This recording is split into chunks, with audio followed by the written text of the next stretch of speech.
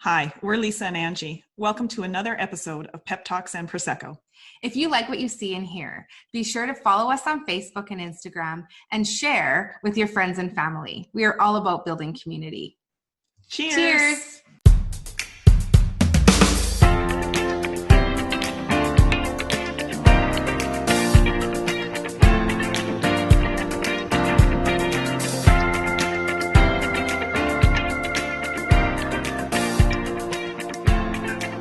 All right, cheers, Lisa, and Lois. Woo! Welcome to Pep Talks and Freaky Prosecco. Cheers, guys. So good. So good. We are so excited that you guys have agreed. We maybe had to bribe you like a tiny bit to come on to our final episode of season 3 of Pep Talks and Prosecco. You guys know, you are some of our greatest cheerleaders. You know that our entire season has been about building your flight crew, finding your wing women. And when Lisa and I set out to do this episode, we knew exactly what the last episode would be before we planned any of the other episodes, because the two of you have been our flight crew for so many years now. And everything that we do, we are where we are at because of your ongoing support and your friendship. So we couldn't think of two better guests to have for our final episode of season 3. We're so excited. Cheers to that. Thank you so much for coming on. Guys, it's so nice to see you. I can't wait to see you in real life. But speaking of you being part of our flight crew for so long, we were just thinking the other day, how did we become our own flight crew? How did we meet? Well, I'll maybe jump in first. Sure. Lisa Weatherspoon was the first one that I actually knew out of our group. So Lisa and I met at Centennial School. And Lisa, I can't even think about how many years ago that was. I'd have to start counting back in my head, but I don't know, well over a decade ago. For sure. We met at Centennial and we taught together there. So that was sort of our initial meeting. Mm-hmm. And Lisa?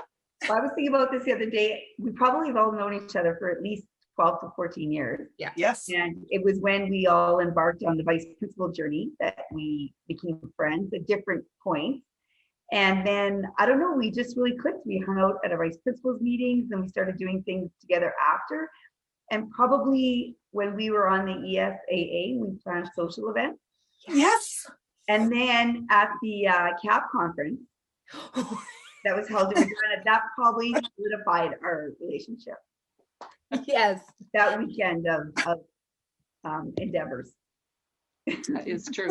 I remember I actually met Lisa Fry when I got my principalship at Rosemont, because Lisa had already been the VP there. And when she found out that I was appointed vice principal, she sort of phoned me up and took me under her wing and sort of started to mentor me. And she knew the building and knew all of the staff. And so that was great. She knew some of the VP group already. And so that's where our friendship began. So cool. Lois And I know didn't need mentoring. She knew exactly what she was doing. Yeah. Not true, but kind. And then Angie, I know that you and I met because we shared a similar principal who, she was my principal first, and then she became your principal. And when she met you, she said, you need to meet Lisa. Yes. Yeah. You guys would absolutely love each other. You would hit it off. And she was 100% right about that. I always say it was like Tinder for education. Like she just totally was like a matchmaker for you and I, right? Mm-hmm. Mm-hmm. Yeah, for me, I remember meeting Lisa Fry in Lisa, I feel like it was when we were in a vice principal meeting, and I got a phone call because I think my middle daughter Amy was experiencing a lot of seizures at the time, and she had a seizure and I had to go. And I remember leaving, and then afterwards you reached out to me, checking in to see how I was doing. And I literally phoned somebody that knew you well, who was like a shared friend or acquaintance. And I said, like, is she for real? And they were like, she's legitimately that nice. And I was like, wow, like we didn't really like know each other. We knew of each other, but didn't really know each other. And I remember that clearly. And then Lois, I just remember you just becoming part of the group. There's not like a pinnacle moment. It's just this evolution of you being in my presence and being part of conversations. And again, it would be from that VP circle when we were all starting out as well, but just I saw you as someone who had so much wisdom, and it's not because you're just so much older than me. I knew she was going to throw that in there. The old one of the group, the old and wise one of the group. Oh, I just remember, and I still to this day, when you speak, I listen because you bring so much value, and you're so thoughtful and generous as well. So those are kind of my initial memories that I have. What about you, Lisa? It's so true. And it is not surprising to me that Lisa Fry would reach out to you, because that is absolutely her nature, and you're always looking out for other people. But honestly, Fry, I can't remember how you and I met. I was thinking about it the other day, and I can't think of a first time that you and I met. We met at Robert Usher Collegiate. We took rap training together one August. Like, my name is Lisa and I want to, like that kind of rapping. Lisa and the Cult Jam. Oh yeah. Naming abilities pathways. You still remember that? Good girl. With rap music, Angie, because I do not like rap music. Remember that. Yeah. That's a role playing. Yeah. And I met you, and then we made the connection that you knew my brother and sister. You went to high school with them. Mm-hmm. And then, I just remember staying connected to you. Cool. Yeah. And then, I met Angie in our vice principals group, and I connected with Lois when she came to Rosemont after me. But it's really funny because people think that we've all been friends for like our whole careers, like 20 I know. years or more. I have more than 20 years, but it is true, right? When people say that, and you're right. When we say, oh, we've kind of known each other for 12 years maybe or something, you're right. Everybody thinks we grew up together, that we've known each other forever. So yeah, that's cool. Yeah, and I think that's one thing that's so unique about the friendship that we have, is that when we first became connected in that group, everyone that's in that group at that time, for the most part, is looking for that to be a stepping stone for part of their career. Not for everyone, but for a majority of people. And so there is an element of competition. And, I look back on it, and, it has been, like, honestly, probably about 12 years, you guys. I'm thinking that it's been that we've really kind of formed our little crew here. When I look back on it, all of us have, gone through a journey with our professions. And at times we were one another's competition, like down to being like just a couple of us as competition against each other. And so I don't ever take that for granted. And Lisa and I talk about this lots in our work that we do with clients, and that we do in other episodes as well. But I think it would be pretty awesome just to hear from the two of you, kind of your insight and your perspective of how have we, as a group of 4 really fierce females who are very driven professionally, how have we remained friends? And we've chosen, to be cheerleaders for each other when it would have been really easy to become competition for one another. So I'd just love to hear kind of how you guys think about that and our evolution of our friendship through those times. I don't know, that's sort of interesting, right? Because I never really looked at our group as competition for each other, right? I just feel like, we became friends as vice principals, and you're right, Angie, we sort of were all going through the same professional steps at the same time, looking to become principals. then looking to move up within division office and do different things. But it's funny, I never felt like it was a competition between us. We always honestly just had everyone's best interest at heart, and really whoever got the job, we were thrilled for them. It's funny that it never really ever became a competition, right? I don't think we ever wished anybody ill. We wished everybody great luck and what they would do. And we never ever felt like it was a competition. No, I agree. And we're always happy for one another whoever got the job. I remember when we were, Angie, Lois and I were applying for superintendent, and we said, whoever gets the job, we'll be happy for. We know they were the most deserving. And the person who gets the job has to buy the rest of us a fancy supper. And Lois won. Yeah, it was sort of funny. I do remember that night as I had my phone call and accepted the position, knowing that then the two of you would get phone calls and not have the position. And I was actually doing a teacher interview at the time, and I could hear my phone buzzing in my bag down at the side, and I knew that it would be the two of you phoning to say, did you get the job? And congratulations. And I never ever thought that you wouldn't be happy for me, right? That was just the way it was, that we cheered each other on. Yeah, it says so much about kind of how we had treated each other all along, like that we've normalized that mutual respect that we have for each other, but we also know the importance of always wanting the best for one another.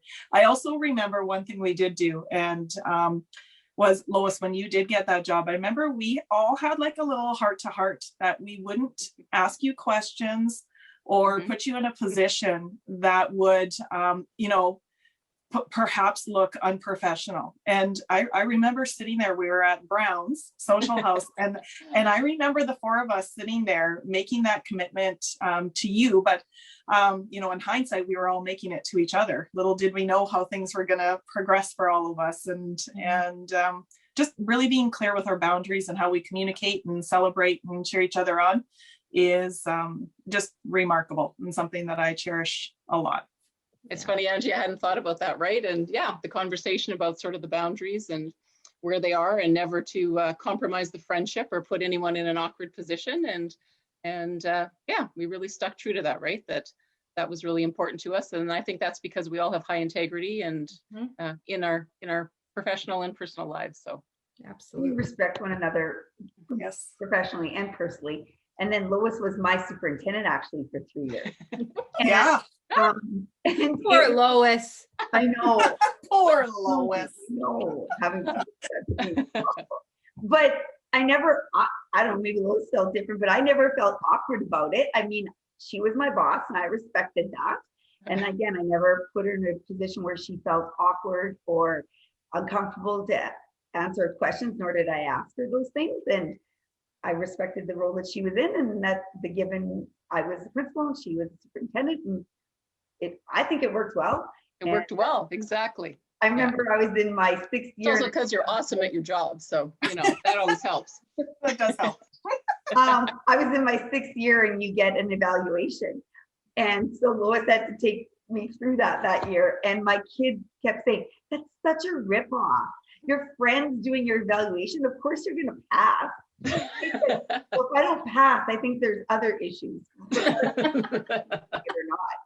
But she wasn't my friend in that role, in that position or that role. She was my superior, and I respected her for that. Yeah, and I think to go back to your point about the respect, and I think it all comes down to the high regard that we hold each other in, and we just know that, if I'm not to be the one, how wonderful it will be for our organization to have one of you be the one, right? And so it has always just been easy to cheer each other on when we respect each other so much and the work that we do. So it's just so cool. And then one of the 4 ducklings decided to marry a farmer and leave the city and move out here to the farm. And I remember feeling I remember feeling anxious and sad that this group wouldn't stay as cohesive as it has. And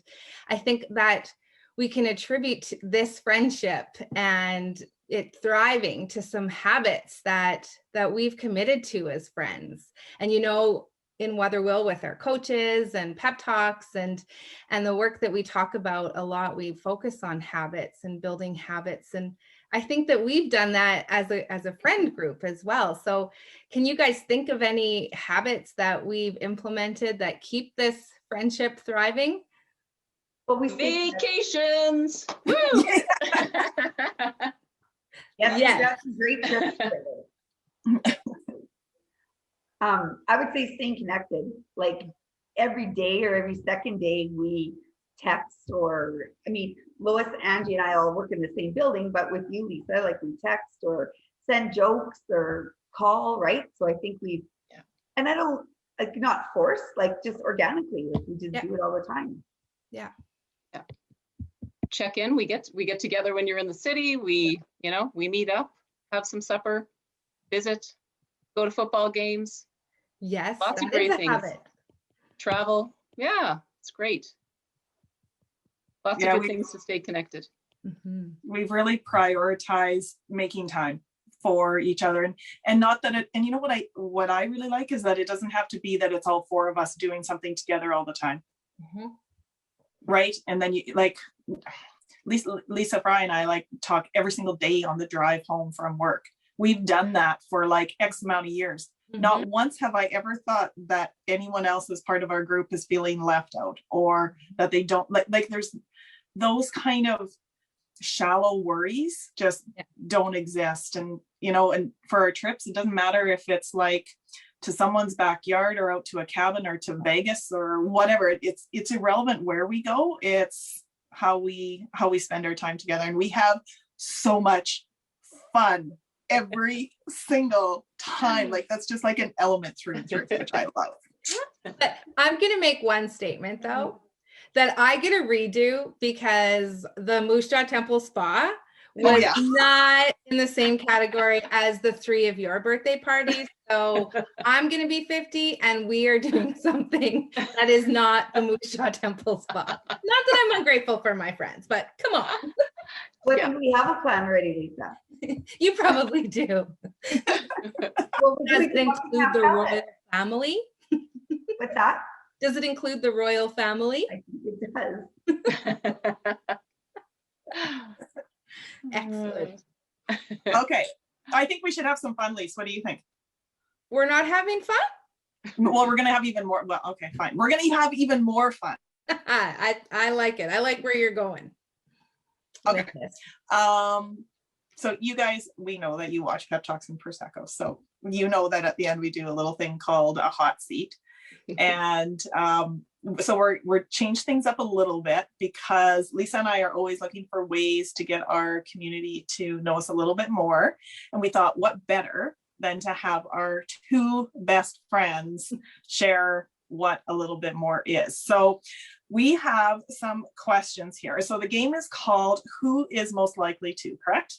Right? Is that right, Lisa? Yes. You got it. Okay. Are we going to tag team asking them questions? We will take turns. Okay. So we'll ask a question and then you guys have cards made, right?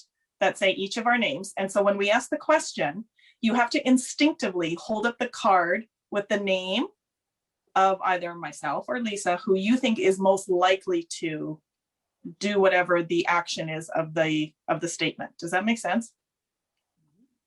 Good thing I'm not a game show host, because I'm telling you, I don't think I'd go into syndication. That's for sure. Okay. So is there a time limit or anything, Lisa? No. Or it's just like as soon as they can think of it? We're just going to play. Okay, here's your first question. Who is most likely to embarrass a friend in public? Angie. Yes.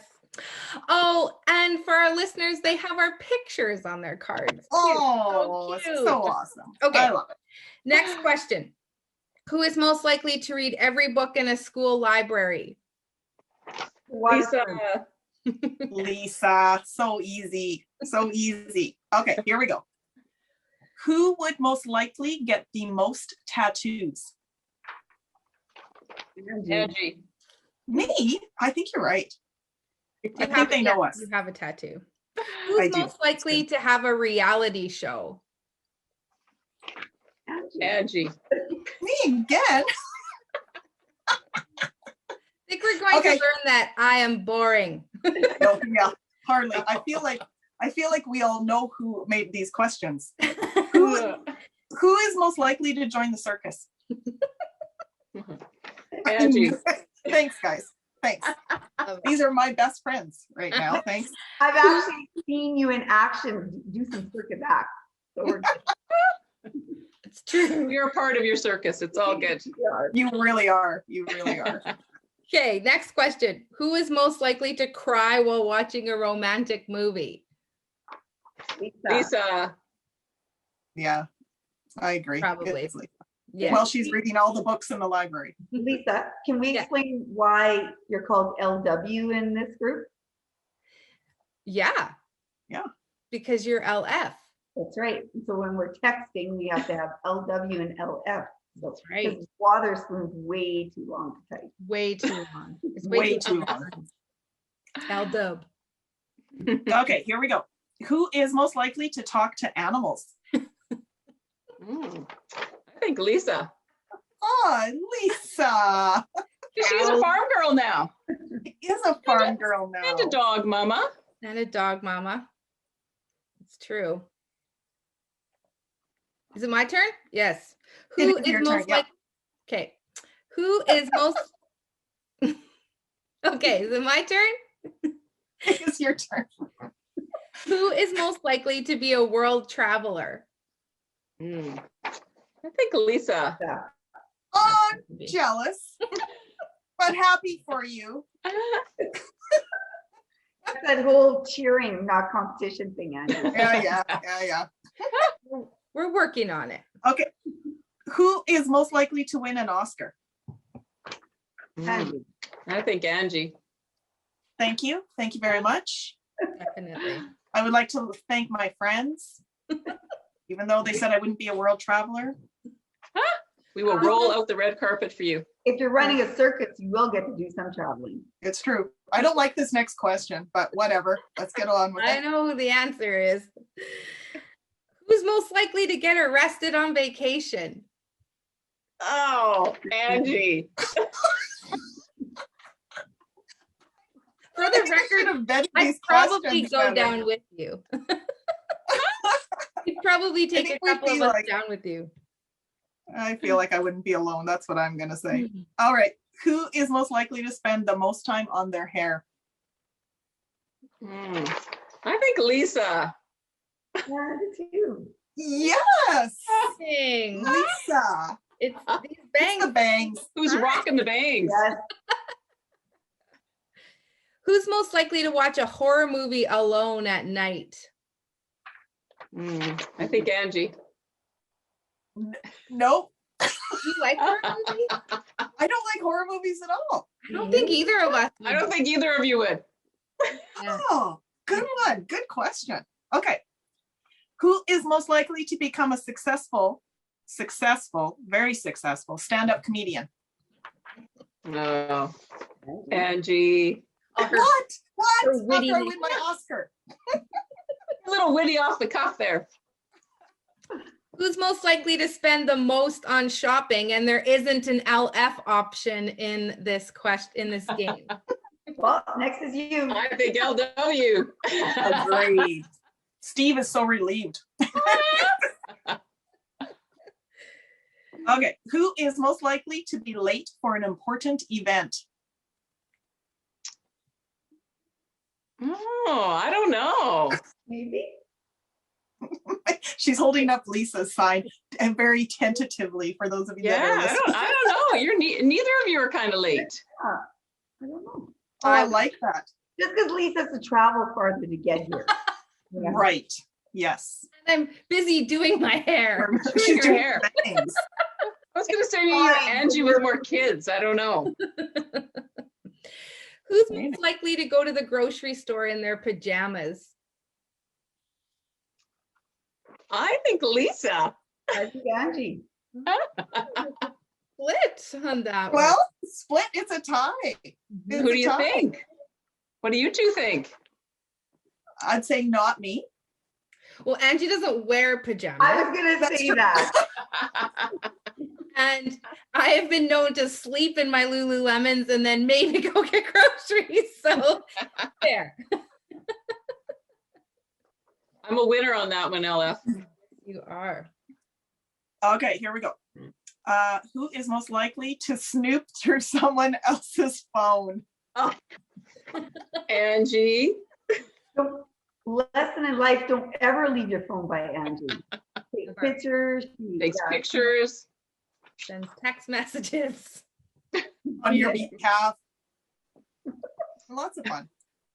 Who's most likely to get married in Vegas? Oh, I don't know. Oh, a tie! I love it. Spontaneity. That's awesome. Who is most likely to go skydiving? Angie. Yeah, I think so. Yes, and I have even. So perfect. Cool. Who's most likely to eat something off the ground? What kind of question is that? Don't pick me. Don't pick me. Me. No. Please, a blank.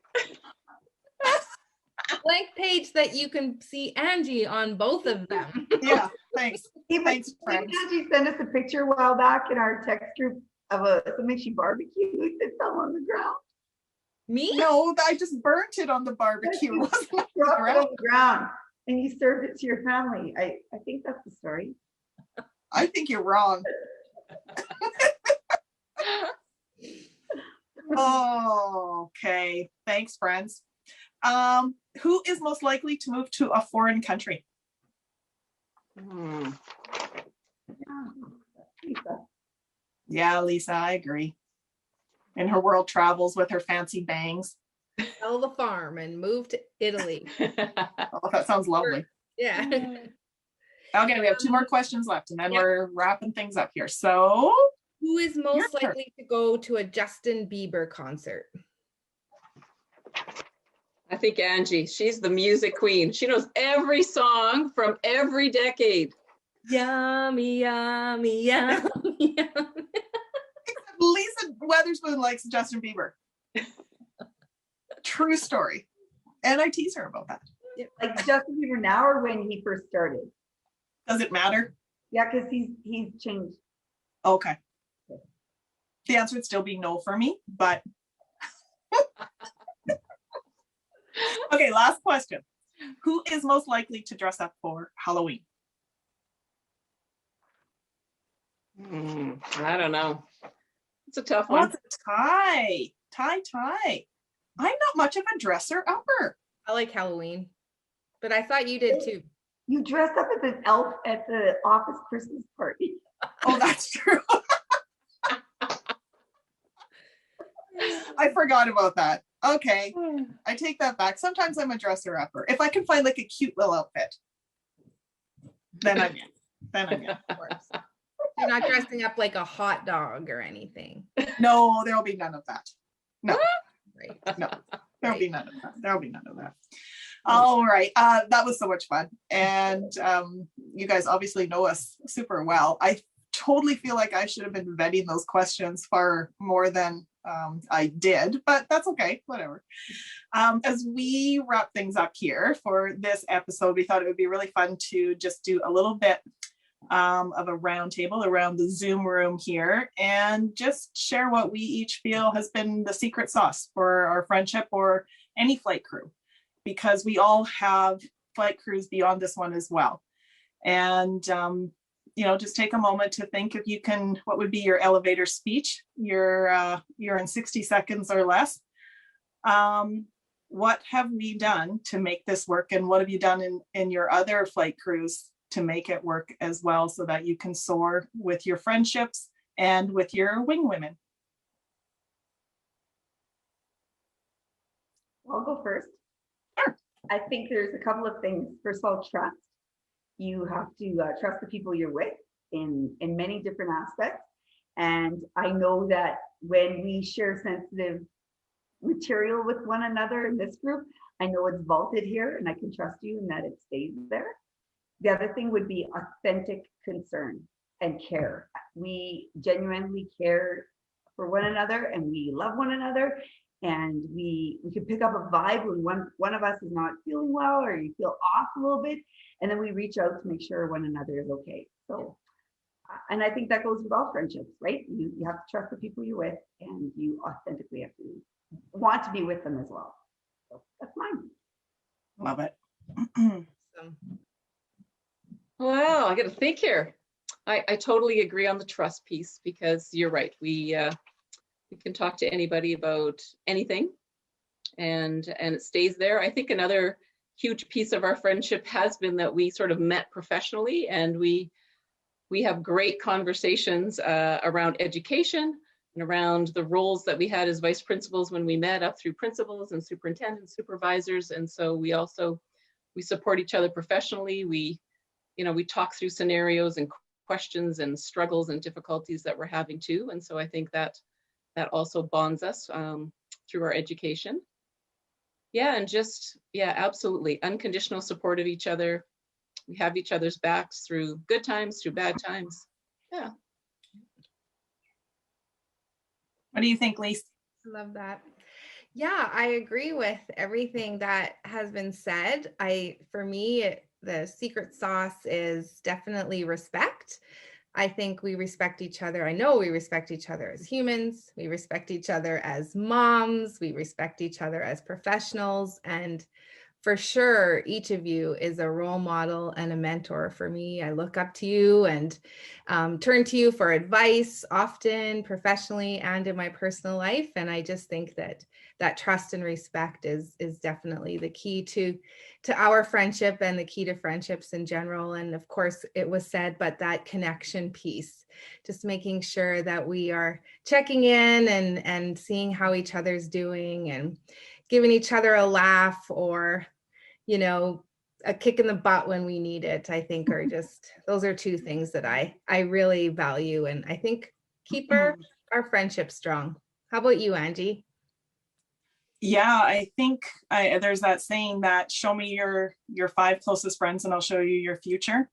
And, selfishly for me, being surrounded by people such as the 3 of you, I know that I've upped my game personally and professionally. And I also feel like I've offered that to the 3 of you as well. And I feel like I can say that without, sounding egotistical or anything, because there's so much trust in the relationship that we have. For me, we have prioritized our relationship. It is sacred. We don't apologize for it.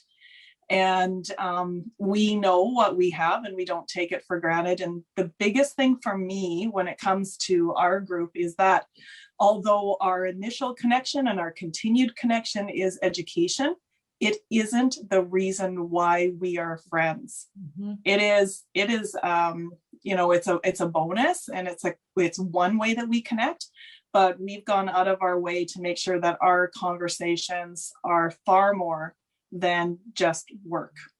And we've taken so much interest into each other's personal lives. And we have been the bottom hands, as Dr. Jody Carrington would say, over and over again. We have all seen each other at some pretty hard times, and we've always been there for each other. So dependability, reliability, and most importantly, so much fun. We always have fun, and I love that. So that would be my piece. Awesome. We always feel full and re-energized and just so grateful after we have the opportunity to spend time together. And we are definitely super grateful that the 2 of you were willing to come on with us and round out this season of Pep Talks and Prosecco, building our flight crew. We love you guys. We respect you so much. And just thank you. We hope this wasn't too painful for you and you enjoyed it. And cheers to us. Cheers to us. And a great season of Pep Talks and Prosecco. Thanks for having us. Thanks for having us. Can I say 2 more things? Yeah, you can. First of all, I agree with you, Angie. I think our friendship is super unique, and I don't think people get that a lot, or like have the opportunity to have that. When I speak to new administrators, I talk about how you find a network, find people you can trust, find a good friend.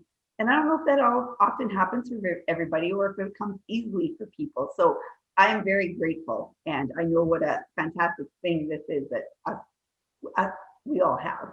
Yes. And I also want to tell you how proud Lois and I are of both of you. Yes. You guys took this risk, and you've shown many people your vulnerability, and you've been a great inspiration to people to become part of your community and learn from you and learn from the people that you brought on here. So kudos to you. You're doing fantastic work. So what a will. Two amazing young women there. Cheers. Cheers. Cheers. Love you guys. Love you so much. Hold the freaking presses. I don't know. Are you guys getting a little bit tired about feeling stuck all the time? Guess what? Lisa and I have been stuck many, many times. So many times. And we found ways to get unstuck. So, Lisa, tell them how we can help them out. Well, we want to be your wing women by offering you a 30-minute free virtual consultation with us. So if that sounds something like you're interested in, head on over to our website, weatherwill.com, and sign up for that consultation today. Cheers.